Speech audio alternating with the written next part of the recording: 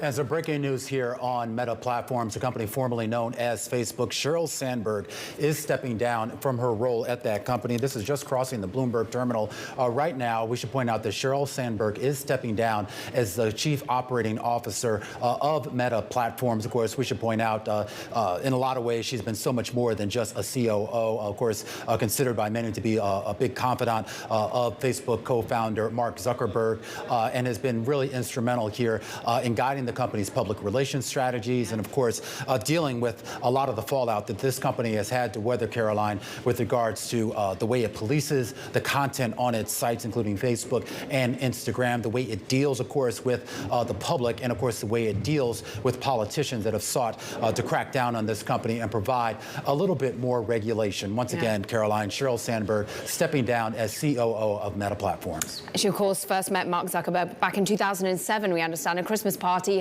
She went from the world of politics, of course, working particularly with Larry Summers, over into the world of Google, Alphabet, as it is now known, and then rose the ranks and moved over to, of course, Meta Platforms when it was still known as Facebook, when it wasn't a public company. She moved in 2008, so has actually been COOs for 14 years now. That is a long tenure.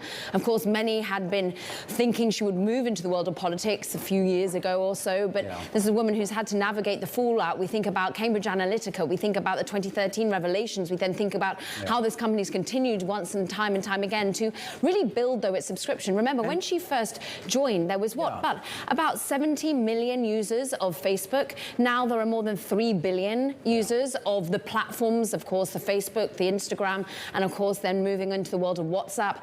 And across the board, this is a business that continues to grow, but it is a woman, of course, who now has other interests. We know, Taylor, of course, Sheryl Sandberg herself has written 2 books, not one, but of course about women having a seat at the table, but then also recovering from loss, Taylor. And Caroline, I think you bring up the politely and correctly the 2 sides of this coin. One, a future sort of Ms. Sheryl Sandberg as she thinks a lot about the philanthropic endeavors. And then, of course, to the other side of that coin, where does that leave Facebook, or Meta Platforms, as we're now calling it, right? How do you think about a company that, to remain to your point, from a political perspective, a lot of people have been thinking about how do you hold this CEO accountable? How do you hold a board of directors accountable? How do you sort of get change here? And there had been a moat, maybe, for lack of a better word, built around this company. And you really start to wonder sort of how you're thinking about this company going forward. At least I know a lot of analysts and strategists who talked about not being able to do that yet so far.